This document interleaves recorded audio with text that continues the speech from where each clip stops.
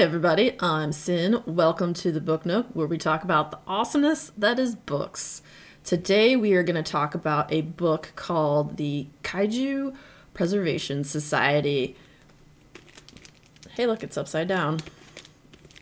There we go. It's by John Scalzi. So this is a book that falls in the category of sci-fi / fantasy, which seems to be a category I've been reading a lot of lately. There we go. So let's get into the Kaiju Preservation Society by John Scalzi. So first of all, do you know what a kaiju is? No? Huh? So it's known as kind of two different things. So one, it is the Japanese film genre featuring giant monsters, Godzilla type style monsters, Mothras, just really giant creatures that go and attack cities, but it also refers to the creature themselves. So this book is the Kaiju Preservation Society, and it's the story of preserving these very large, prehistoric looking creatures. And the book starts out, it follows the story of this guy, Jamie Gray, and he works for this company called Food Mood. And they're kind of, in competition with Uber and Grubhub, and he does marketing. So he's in the marketing department, and he's going in for his review, and this is where the book starts. And it's in the times of COVID too, and it's in New York City. So that has just happened, and it's affecting everyone. And it's kind of crazy nowadays too, how I mentioned this in another video, that COVID is now in books when people write about it, because it's affected everything and it's affected us, and it's weird to see it in books still, even now, like a few years later. So yeah, it's in those times when COVID is happening. He's going in for his review, and his boss is kind of a smug jerkhole. That's me putting it nicely. And so he goes in, and he has all these ideas of what they can do to improve the company and get better return and make more money and be fierce competition. And so he tells his boss all these ideas. His boss basically fires him and demotes him and is like, but if, you still want to be a delivery guy, you can do that. And he's like, no, F you. And then he takes off, and he's like, well, just remember, that's you're all set up, and you can be a deliverator is what they call him, if you so need. And he's like, this is stupid. So he goes home, and his roommates, he has 3 other roommates, and then he finds out one of his roommates is moving out. Because he was like, oh, I'll be fine for a few months, figure it out, whatever. So he finds out one of his roommates is moving out. And he's like, uh-oh, this is not good, And he's like, well, at least I have you guys. And they're like, the other 2 are like, well, and they're like, pretty much like, yeah, we're going to go kick it to Colorado to go move in with one of the other characters, Laerte's parents. And he begs them to stay.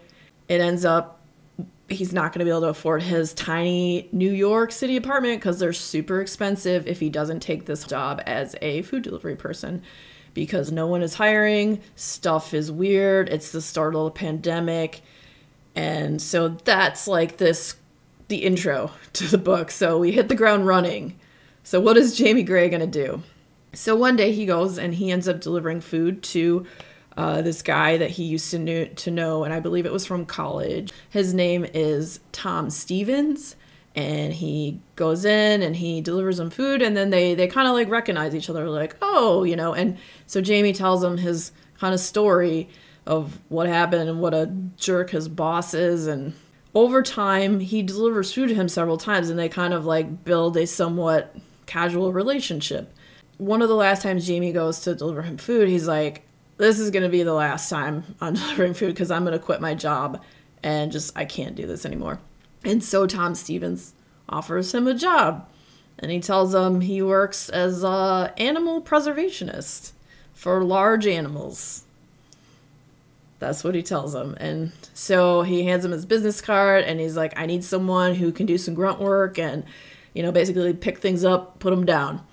And Jamie is pretty much at that point ready to do anything else. So he's like, yes, count me in. And so it turns out this job pays a lot of money.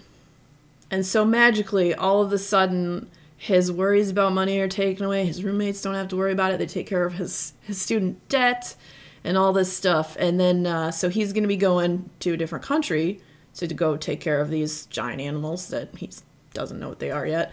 He takes this job, and so they're going to go, and he finds out they're going to fly to Greenland. And so he's like, oh, okay. So him and some of the other newbies that he ends up talking to, that becomes like his circle of friends while he's doing this job, are like, well, we must be taking care of polar bears, you know? So they fly there, and they get there, and then they go to this supposedly decommissioned military base. And once they get there, like, he's also asked his friend, he's like, what are we taking care of? You know, what are these creatures? And his friend's just like,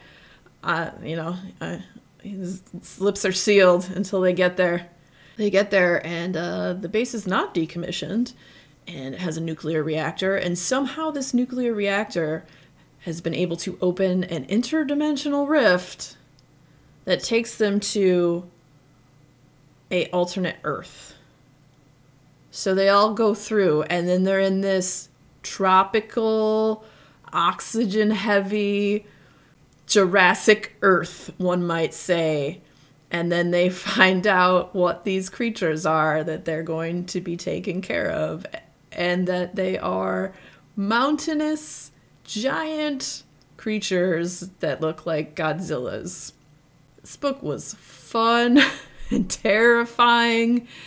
The pacing was really good. At one point, it was like just getting so intense. I had to keep reading. And it was, if you like stories about big, giant, city-sized monsters, such as, Godzillas, and the characters were fun. And even one of the like smaller characters that I really thought was funny was this Laertes character.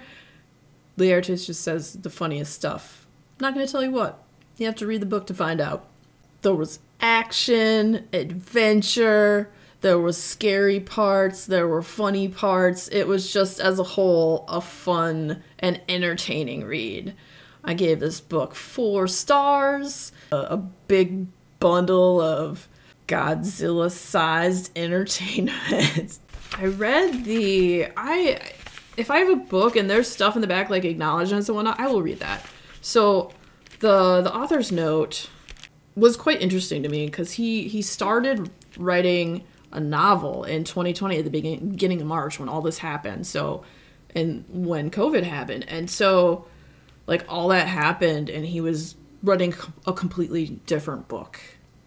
And he goes into, like, his thoughts and his emotional place he was in, and how he ended up being kind of torn. And then eventually he just ended up scrapping that book and was like, I can't write this. I can't do this right now. And just, like, what he went through getting to and how he came to write this book. It was I don't know, stuff like that I like to read, because you get a sense of the author. You get kind of like just a little peek into their emotional and thought process and all that stuff. And I thought it was really great, and I really liked this book. So thank you everyone for joining me today in the Book Nook. If you had fun hanging out, boop that like button. Boop it. Give it a boop. Come back. See me again. And we'll talk about more books and the awesomeness that is books, and weird frickin' books, as I like to read weird stuff. Have you any more weird stuff? Till next time. Bye!